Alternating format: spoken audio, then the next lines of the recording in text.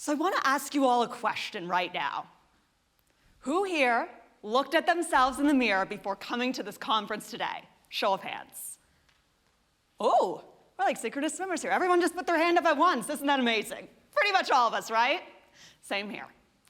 Well, what if I told you that what you saw in the mirror isn't actually what you look like?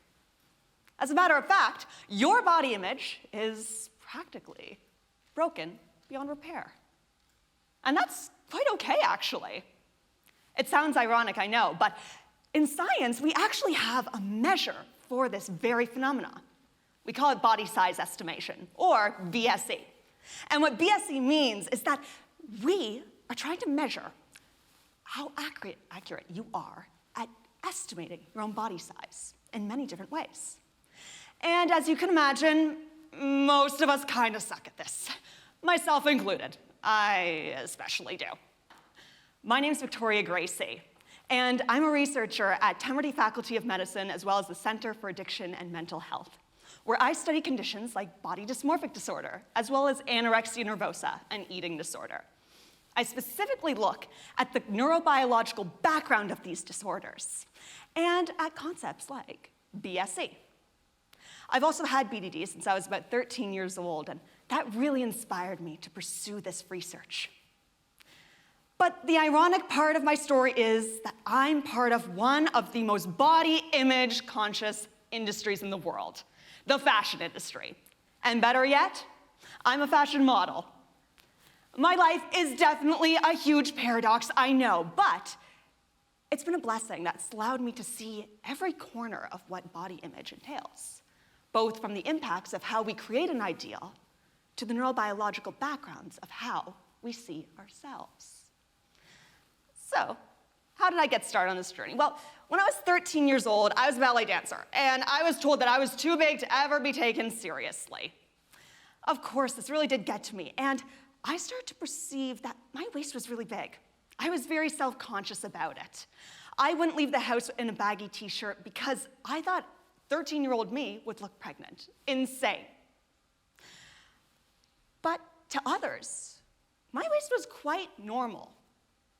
Actually, if anything, it was fairly small. It's just I could never really see it that way. As you can imagine, BSE is a huge part of body dysmorphic disorder. And body size is really inaccurate for people affected by this. However, it's actually a normal part of the human experience. As a matter of fact, each and every one of you right now are fairly inaccurate in estimating what you look like. There was a study in 2018 that actually looked at exactly this. I stumbled across it, and I found it quite interesting. People with anorexia nervosa, an eating disorder, often see themselves as a lot bigger than what they are. They're very small, but they think they're very large and they need to get smaller. That's the whole basis of the disorder. However, it was actually found that women with anorexia didn't necessarily overestimate their body size all that differently from women without anorexia nervosa. It's an interesting phenomenon, and it's really hard to explain why.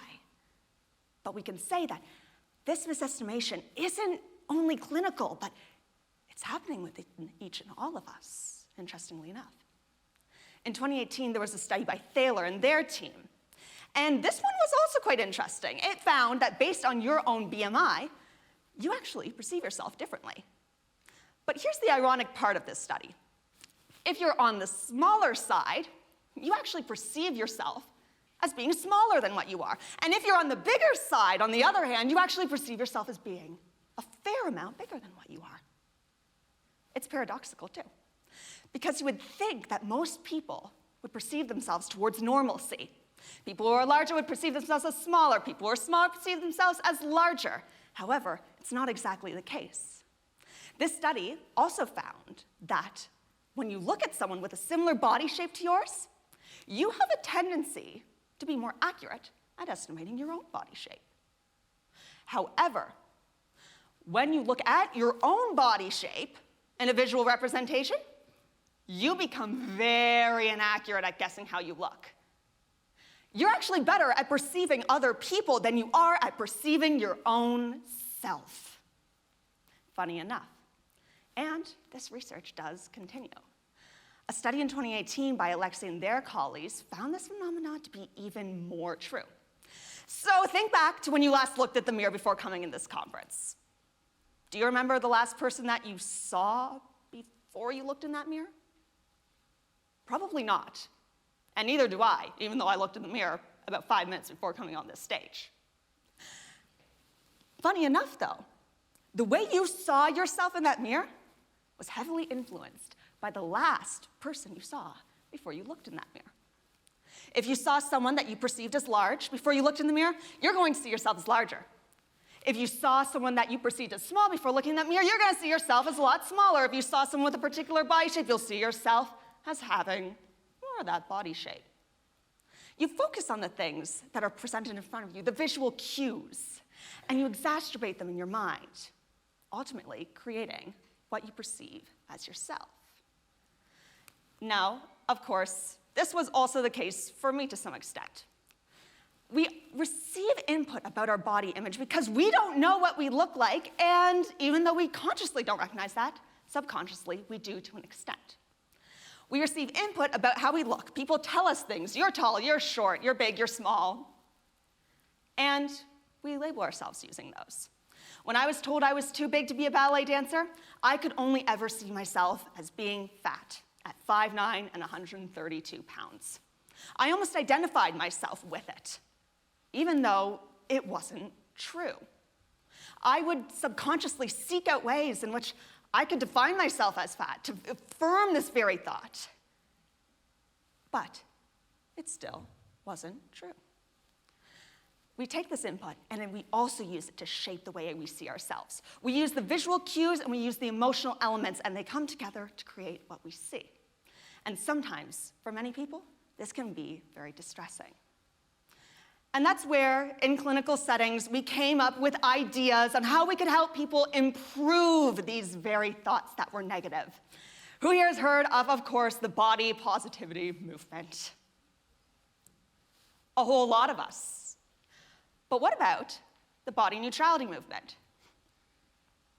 Oh, I think I see a solid, maybe 7 hands. Not too many of us. And that makes sense. Of course, many of us have heard of the body positivity movement from social media. It's the idea that we need to tell ourselves that we look great, even when we feel we don't. That we must believe in these affirmations and create them.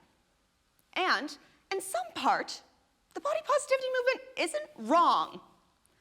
Who here is afraid of public speaking in front of large crowds? Oh yes, that's why we're at TEDx, isn't it? But I have a little pro tip for you. Next time you have to present to an audience, tell yourself over and over again, I am a very confident and capable speaker. I'm a very confident and capable speaker. I am such a confident and capable speaker. If you tell yourself that enough times, you'll actually start to believe it's true. That's the basis of affirmations. And body positivity uses this.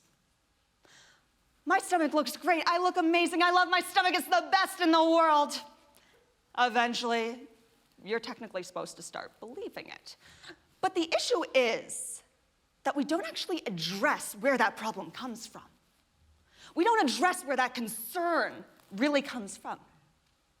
Instead, we take the issue of, say, not liking a certain body part, and we sweep it under the rug and say, you should say you're very confident in this body part. You should make believe and pretend you're very confident in this part, and hopefully you will be.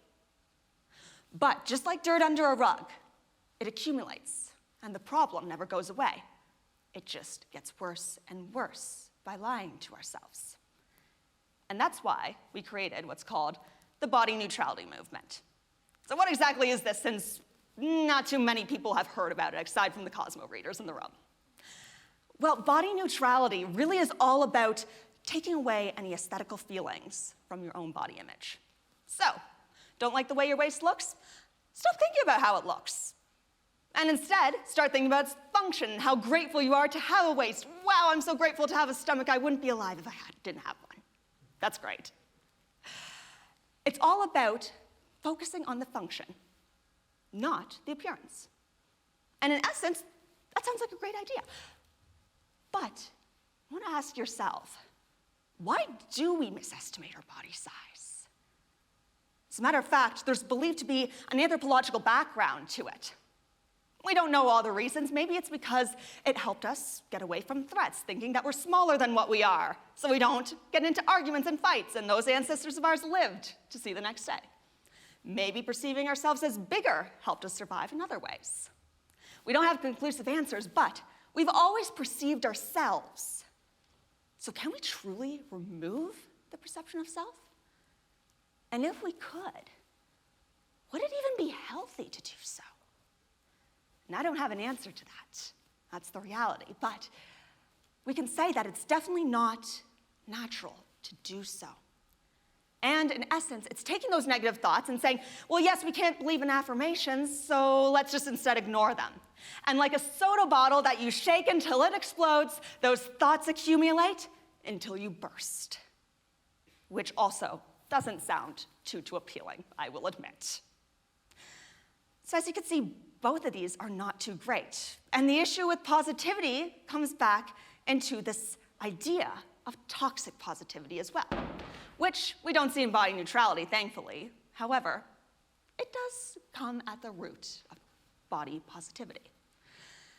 I want you to think to yourselves, who here has met someone who is so incredibly positive, no matter the situation at hand, to a point where it's kind of annoying? They don't see the flaws in the room. They just say, oh, but it's just so great. Think of the good one little thing, even though the whole building's crumbling. Yeah, nobody likes that person. And that's because they're ignoring part of reality. You see, they brush aside the problems and they don't dare to try to figure them out. Just as body positivity brushes aside the feelings that we have and says that we should just slap a smile on our face, tell ourselves that we look great, tell everyone else that we look great, and hopefully start to believe it. Neither one of these are ideal, but I'd say that body neutrality and body positivity exist on a spectrum, per se. Neither extreme is particularly optimal. However, there is possibly an optimal range between the two. We perceive ourselves inaccurately. We hear all the time that, yes, we see ourselves negatively on average. So instead of being toxically positive and saying that everything is great, and instead of saying, well, we're just going to fully ignore how we look, what if we said, let's skew how we look slightly? Not be toxically positive, not lie to ourselves, but instead try to frame our minds just slightly more positively, a slight skew that doesn't really focus on either extreme. You see, society often tells us that we have to be at one end or the other end, that we have to believe in one singular ideology, but the reality is that these are not just singular mindsets. They're a spectrum that we can all live between to find an optimal range.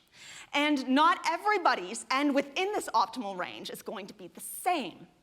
Some people might be more negative, or on the clinical side of things, might want to be a little bit more positive in their skew due to what they face. However, those who maybe don't really think too much about their bodies may want to just be more slightly positively skewed, but still not attach themselves too much to aesthetic. The thing is, we like to put ourselves in boxes as humans. It's a social psychological concept. We love identifying ourselves within groups. It's how we've survived for years in tribes. However, body positivity and body neutrality are not groups. Social media frames it as they are. However, they're not. They're mindsets. And the reality is you don't have to identify yourself with a single mindset. You need to find where in the range of these two you best lie. And that's going to look different for everybody. You know, I often think back to this one quote I said when I think I was about 15 years old, and it was in a publication called Amber Magazine, published in the UK. I said something along the lines of, Your waistline doesn't define who you are as a person. What does is the impact you make on others, who you've made smile today. An Instagram post and how many likes you get and no amount of Photoshop will make you someone who's a better person. You're beautiful, you're amazing, and what matters is how you show up in the world, because you only get one life. So, may as well make it your one-of-a-kind self. And 6 years later, as a scientist who looks at body image ideals on the daily and how we perceive them neurobiologically, I stand by this very statement. The thing is, we'll never know what we look like, and that's quite an okay thing. But it all comes down to how we decide to show up in the world. So, how do you see yourself today?